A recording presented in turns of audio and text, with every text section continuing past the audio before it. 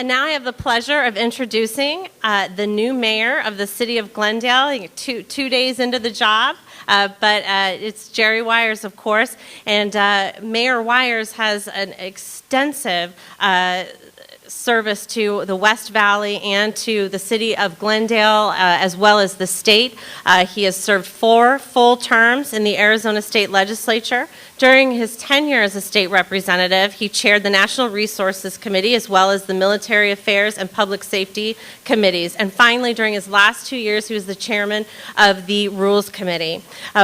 Mayor Wires also served Arizona on the National Conference of State Legislatures Military Sustainability Task Force. He helped lead efforts to bring the F-35 here to Luke Air Force Base, solidifying this critical economic engine for the city of Glendale. Mayor Wires has a long and impressive record as well of community service and has won recognition for his work on behalf of sportsmen, motorcyclists, and military veterans group, just to name a few. He moved to Arizona in 1966. He and his wife, Sandy, have been married for more than 30 years, have 1 daughter, and in December became grandparents for the first time. Congratulations. Jerry's an accomplished pilot as well as a member of the Civil Air Patrol with over 2 decades of flying experience. He owns a hangar and flies out of his home base of Glendale Airport. So, Mayor Wires, please come up. We'd love to have you. Welcome.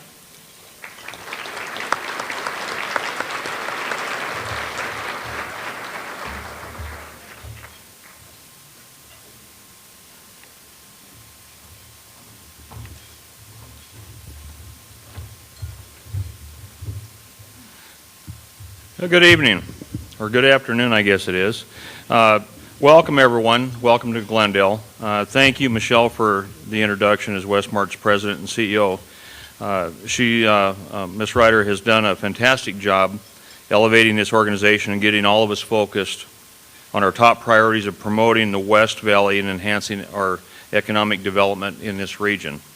If you haven't seen the fantastic materials that Michelle and her staff have been producing, including this very impressive West Valley asset and inventory, and there's a map inside here, brochure, you need to get your hands on one of these. They're great resources to promote the West Valley in very, very impressive fashion. One of the original WESTMARC traditions that we all look forward to every year is this annual West Valley State of the Luncheon, co-hosted by the West Valley Chamber of Commerce Alliance. As the new mayor of Glendale, and this is my first official act, so bear with me. On behalf of the city of Glendale, I want to welcome all of you and say how delighted we are once again to host this significant event and to hear directly from our Governor Brewer on the matters that are most important to all of us. We're always pleased to host the Governor of Arizona, but we've had added special honor these last 4 years of hosting the Governor, we proudly claim, as a Glendale resident. Jan Brewer, Governor Brewer, is a battle-tested leader who has led our state through challenging times. She's also been a good friend to the city of Glendale and the residents of the West Valley. I could spend a lot of time telling you personal stories of the Governor Brewer's leadership and successes throughout the years, but the honor of the introduction, of introducing Governor Brewer, goes rightfully to our program platinum sponsor, which is CenturyLink. Representing CenturyLink is Jeff Lindsay, Vice President of the Legislative and Regulatory Affairs for CenturyLink Southwest Region. Jeff leads the team responsibility for the state and local government affairs and regulatory affairs in Arizona, New Mexico, and in Nevada. Prior to his current assignment, he was a director of the Federal Public Policy for CenturyLink based in Overland Park, Kansas. His responsibilities included managing intercarrier compensation and universal service policy and harmonizing CenturyLink's policy positions at federal and state levels. Jeff holds an MBA in finance from the University of Kansas and an ABS in accounting from Ball State University. He's also a certified public accountant, and he also performed graduate work in political science at the University of Missouri, Kansas City. If all of you would please join me in welcoming Jeff Lindsay.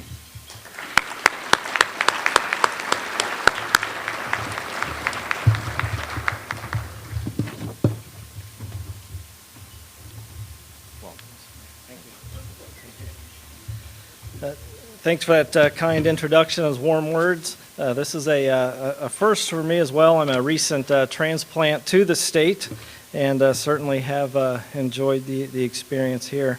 I'm honored by the opportunity to introduce Governor Brewer, and certainly we will commence once I put my cheaters on here. So we are very pleased and honored to have Governor Jan Brewer here with us today to welcome us into the 51st Arizona legislative session. On January 21st, 2009, she took the oath of office to become Arizona's 22nd governor, taking immediate steps to bring Arizona back from the brink of economic collapse. Governor Brewer's first act was to issue a moratorium on new regulations. She then implemented the 4 cornerstones of reform, her comprehensive plan to steer Arizona into a prosperous and secure future. Since then, she's worked diligently to fulfill the priorities most critical to the state of Arizona. She has positioned the state as one of the most business-friendly in the nation. As governor of a state that is a gateway for legal immigration, she has fought to secure our southern border and protect our citizens. She has implemented education reforms that will prepare our students to meet the ever-challenging demands of employers and to compete on a global scale. She has signed measures to shrink state government, to reform our personnel system to the challenging demands and mirror the private sector and attract business investment. Indeed, she's made tough decisions, always with the best interests of Arizona at heart. So without further ado, please help me welcome a true champion of Arizona, of our Constitution, of our children, of our families, our businesses, and the men and women who serve us, who serve to protect our nation here and abroad. Ladies and gentlemen, here to set the stage for a productive and successful 51st state legislature, please welcome the Honorable Janice K. Brewer, Governor of the state of Arizona.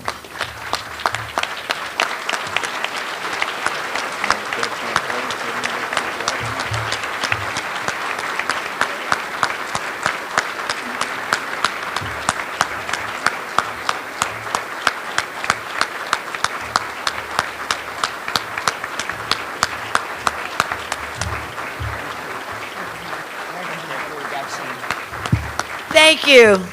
Thank you all.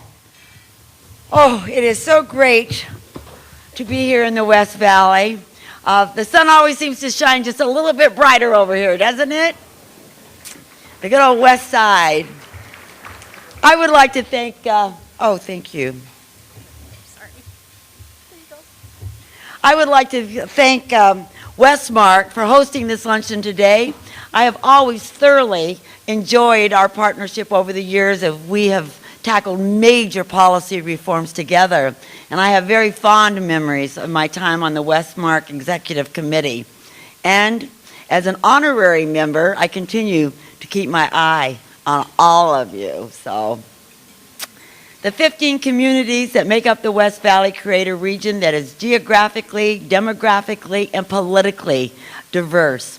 The West Valley cities have made great strides in the recent years to work diligently and collectively, and because of those efforts, this region has enjoyed so many notable accomplishments. We need to continue down this path to ensure economic development and prosperity.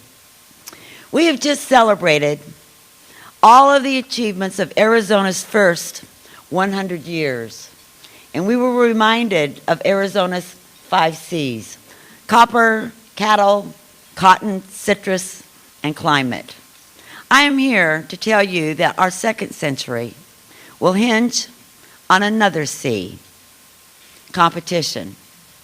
Today, Arizona must compete for the most desirable jobs for our citizens, the finest teachers in our schools, the most talented students and faculties in our universities. And each of our citizens must likewise compete to earn a living, build a future, and raise a family in a safe and healthy environment. They face threats that once did not exist. And Arizona leaders had better make sure we are helping them, not hurting them in their efforts. Together, we've made great strides in the last 4 years to improve Arizona's competitive position. We faced the hardest of times, but sustained and strengthened state government through the downturn. Per capita, Arizona has the second lowest number of state employees of all states. We reformed our personnel system so citizens will have a state workforce motivated by performance and accountability. We passed meaningful reforms to improve our education system and expanded school choice. We limited regulations and enacted the largest and most strategic tax cuts in state history, unlike our friends in Washington, D.C.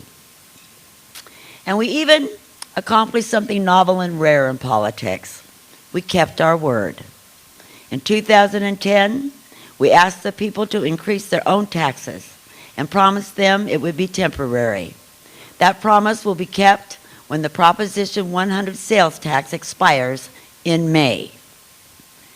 Not long ago, we were facing the worst housing collapse in our history. The downturn had cost us more than 300,000 jobs, and our state government was bogged down by a $3 billion deficit. Now, our housing market is on the mend, recovering faster in Metro Phoenix than anywhere in America. We're adding jobs at the swiftest clip in years, nearly 23,000 in November alone. In fact, Arizona ranked 5th in the nation for job growth during 2012. The Kaufman Index recently declared Arizona the country's premier place for entrepreneurs. Our budget is now balanced, and we've set aside $450 million in the state's rainy day fund for the next time crisis strikes. And crime and violence in Arizona continues to trend downward. Arizonans have reduced crimes by punishing criminals and not by infringing on the rights of law-abiding gun owners. Yes, our state is getting stronger, and I am confident that Arizona's light of opportunity will shine as bright as the Arizona sun in the years to come. Leaders of this state can have no higher priority than the safety of children in state care.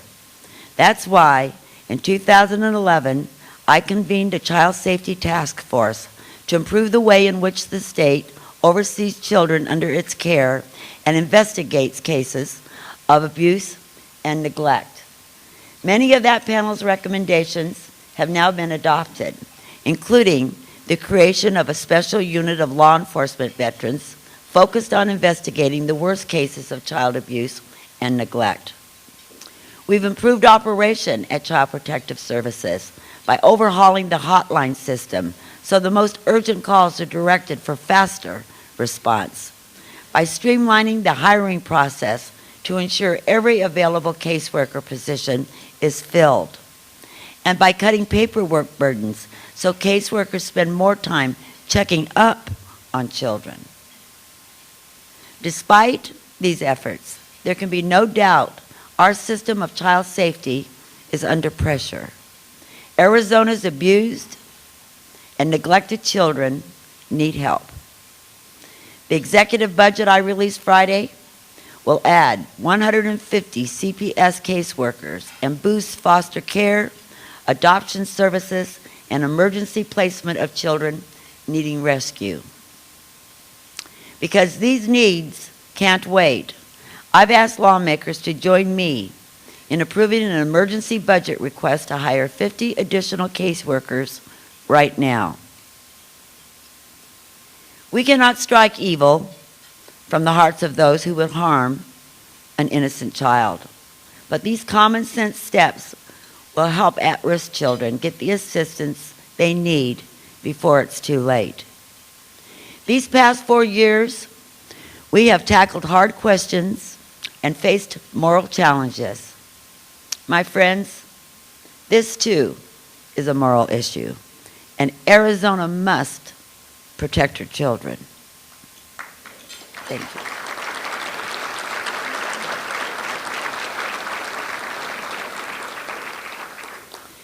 There is no limit to what we can accomplish when we work in cooperations toward a common goal.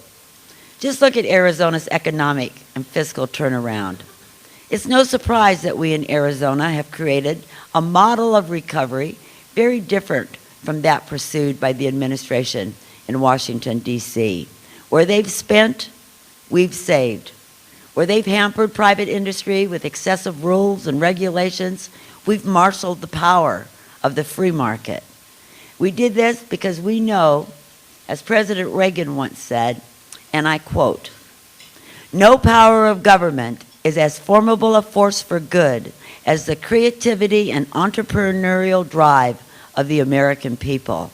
End of quote. In the new economy, talent is king. Creativity is the new capital, and competition is worldwide. The Arizona Commerce Authority will continue to lead our job attraction efforts. World-class employers like Intel, Amazon, Silicon Valley Bank have chosen to locate or expand in Arizona, due in part to the fine work of the ACA and the robust business environment we provide. Halfway through this fiscal year, the Commerce Authority has already helped deliver more than $600 million in capital investment and 6,000 jobs. Over the next decade, the West Valley will be the center of growth. More than half of the Phoenix area's future growth is expected to occur in the West Valley. New transportation corridors such as the Loop 303 and the future I-11 will further position the region for quality economic growth. We have also witnessed growth opportunities in this region within our industries of focus. With available land and an attractive workforce, the West Valley has seen recent wins like Sub-Zero Incorporation and Rio Glass, which employ hundreds of people and have made millions of dollars of investment in the region. Existing corporate citizens like Sun Health, upcoming expansions from Banner Health, Dignity Health, Phoenix Children's Hospital will serve the booming populations and promote supply chain activity. While we lower the barriers to business growth, keeping regulations lean and taxes competitive, it's clear we have another problem: our own sales tax system. Sales tax is the most critical source of revenue for core state programs, but our sales tax code is one of the most complicated in the nation. It's an accountant's dream, but a business owner's nightmare. Arizona's local and state governments have created a tax system with so many twists and turns that we make it difficult for businesses to simply pay what they owe. For business owners serving customers in multiple cities with multiple license requirements, multiple tax returns, multiple tax bases, and multiple audits, compliance can be nearly impossible. That's why I formed a special task force of business owners and tax experts to ask them to offer recommendations on ways we could simplify our system. And that's exactly what they've done. Now, it's time we adopt these changes, removing one more barrier to economic growth and making Arizona even more competitive. While we take these important steps to boost our economy, we can't forget the most fundamental and lasting key to Arizona's competitiveness: our schools. To enable our schools to keep pace with global competition, we're raising standards and increasing accountability for students, schools, and teachers. Everyone knows that global competition for jobs has changed. Our schools must keep pace. Our new Common Core standards are benchmarked to the top education measures in the world. If Arizona schools aren't doing the job, we'll know about it, and so will the parents. Of course, it's not enough to install a new curriculum, raise standards, and hope for the best. I'm committed to helping schools and teachers make this transition a success. You will see that reflected in the detailed budget I release on Friday. And that brings us to school funding. Whatever your point of view, we should all agree that it's time we start funding the academic results we want to see. What I am proposing is the nation's first comprehensive performance funding plan for our districts and charter schools. This plan will reward schools that earn high marks or see real improvement in performance. I'm not talking about scrapping attendance-based funding formulas. Rather, this will augment that system with an innovative approach to promoting school performance while maintaining local control. Together, let's stop simply funding the system we have and start funding the student achievement we want. And you all understand how important this is. Our private universities located in the West Valley are expanding and providing new opportunities for our students. Grand Canyon University has grown by epic proportions, and its athletic program has just joined the Western Athletic Conference as a Division I school. Trine University has added a School of Engineering and will soon open the first veterinarian school in the state of Arizona at Midwestern University. These are all great accomplishments, but we have to ensure that our students have the skills to be successful in these programs. Arizona's future is also tied to another critical decision. It's a decision some would prefer not to face. They'd like to wish it away, and we cannot. Nor can we simply wag our finger at the federal government. Yeah, trust me, I tried it once.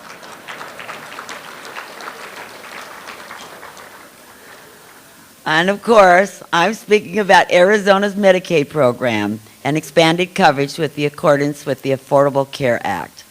Like many of you, I oppose the President's health care plan.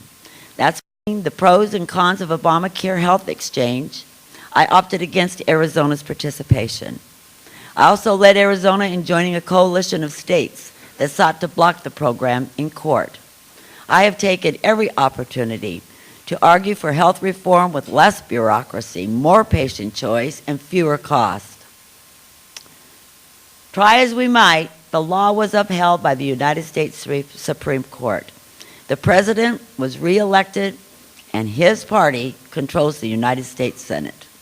In short, the Affordable Care Act isn't going anywhere, at least not for the time being.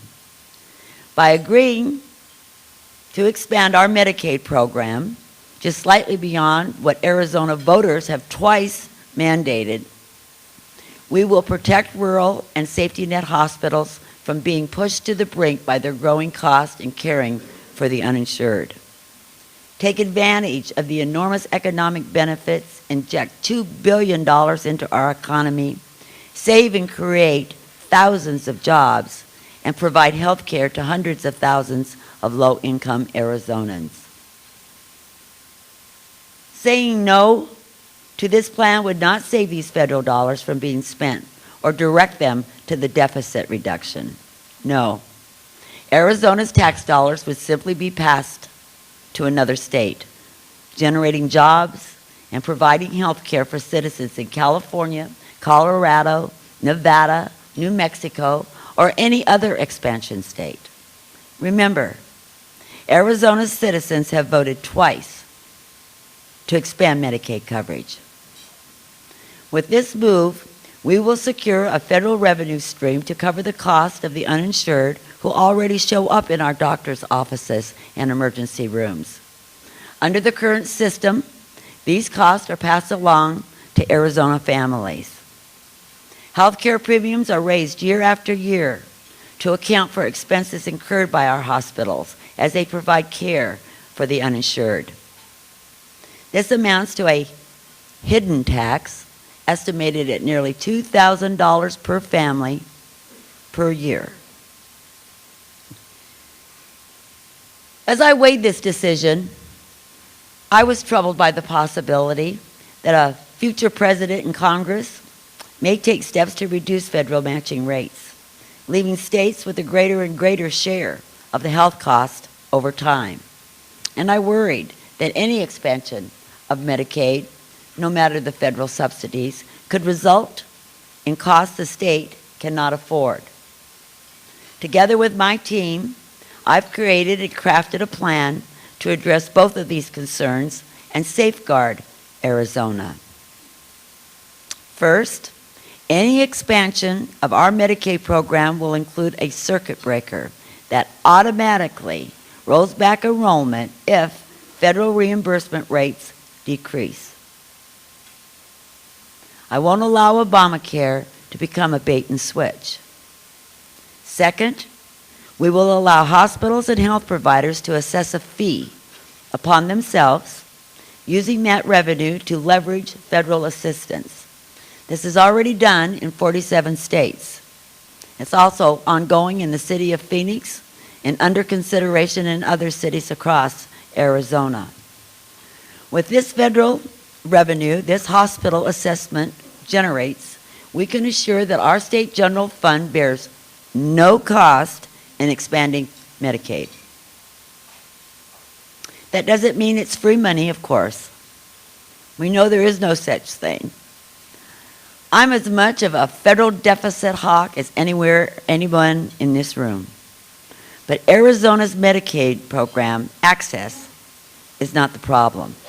It is, in fact, part of the solution as the nationally recognized gold standard for cost-effective managed care in this country. I'll be releasing more details about my Medicaid plan in the days ahead, tomorrow. Weigh the evidence and do the math.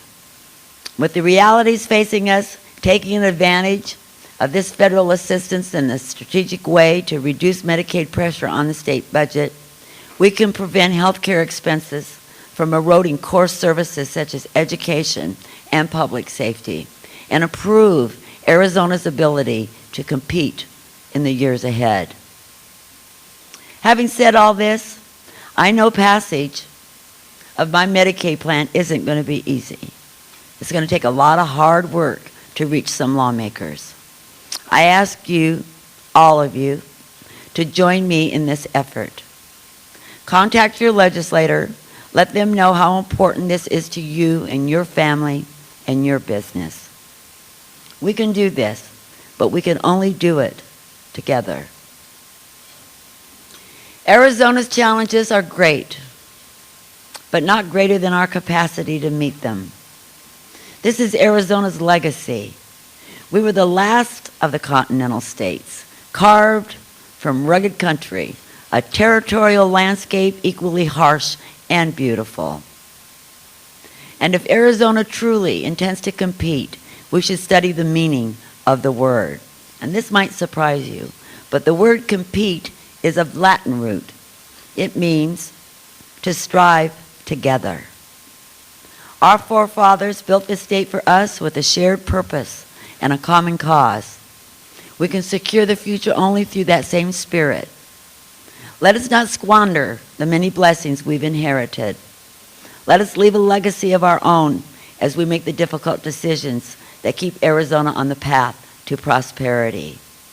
It is a legacy, I pray, that will be worthy of this wonderful place that I love. I am filled with optimism. It's the kind that comes with knowing our cause is just and our course is true. I know that Arizona's best days are yet to come. God bless you, God bless America, and God bless the great state of Arizona. Thank you. Thank you. Thank you very much. 2 questions, really quickly. Oh, okay. Thank you very, very much. Yeah. Thank you. Thank you. Thank you. Thank you so very much. Thank you so much, Governor Brewer. Okay. You look like you're bracing. No, you don't No, need to. no, You know, we all like to get kudos. I told Michelle I'd take a couple of questions as long as you don't make them hard. So don't let us down up here. No, good. First card that we got was kudos to you, Governor Brewer. Thank you so much for your courageous call to expand access and Medicaid for Arizonans. Thank you so much for that. Thank you very much. Thank you. really have only time for one question, so this one will be a great one. You've been a great supporter of the West Valley for many, many years in state government. What is one thing that you would like WESTMARC, West Valley Chambers of Commerce Alliance, and the West Valley community to rally around to support and advocate for the West Valley at the state level? Oh, boy. You know, I think that it all comes back to what we all have on our mind, and of course that's their economy and jobs. And I think we can do that by supporting my proposal in regards to education, because we know that businesses that are here and we know that businesses that are looking at coming to Arizona, they want a skilled workforce. So we need to move forward, I believe, in our education system, funding it appropriately for the results that we want. But more than that, we need to get and see those results that I am putting forth in regards to Common Core. I think we need to talk about that a lot, talk to teachers, be very encouraged about it, and then to support my performance funding. I think that if we can do all that, that all together will all come together to make Arizona the great economic engine that we know that it can be. And we're moving in that direction. And you know, it's not easy making decisions and laying out a plan, but I can tell you, when I became governor, you know, it was bad times in Arizona, probably the worst Arizona's ever seen. And I thought about it and laid out a plan, and I'm moving through that plan. And I think the results, as they used to say, you know, the proof's in the pudding. With all of your help, all your good work, all your support and encouragement, we collectively together now are a model for the country, and we just need to continue to do that. And along with that, I know that the people that are moving here, the people that are bringing jobs, the people that are here already, that are the job creators, they know that they want a good quality lifestyle for their employees. And I think that lays right in to the Medicaid reform. People like a good quality of life where they live. And that so it just all folds together. So in closing, again, I'll just tell you, I'm proud to say I'm from the West Valley, and I'm proud to say that I've been part of WESTMARC from, I don't know, 30 years ago. I'm dating myself. I was very young. And you guys have just kept your eye on the target, and you're moving forward, and it's always wonderful to come back and to see old friends and to meet new ones. And always remember that if you need to tell me something, if you've got some encouraging words, I appreciate it. But if you've got solutions, I want to hear those too, because I know the brightest, the best, the greatest people are my neighbors right here in the West Valley. So thank you very, very much. Thank you so much, Governor Brewer. Thank you. Thank you so much. Thank you so much, Governor Brewer, and thank you all for coming today. This concludes our program. I wanted to thank our sponsors again, of course, our platinum sponsor, CenturyLink, our gold sponsors for today, APS, Banner Health, Gila River Indian Community, the Arizona Cardinals, SCF Arizona, our silver sponsors, Sub-Zero, and our bronze sponsors, the City of Peoria, SRP, and West Valley National Bank. Thank you so much and have a great day.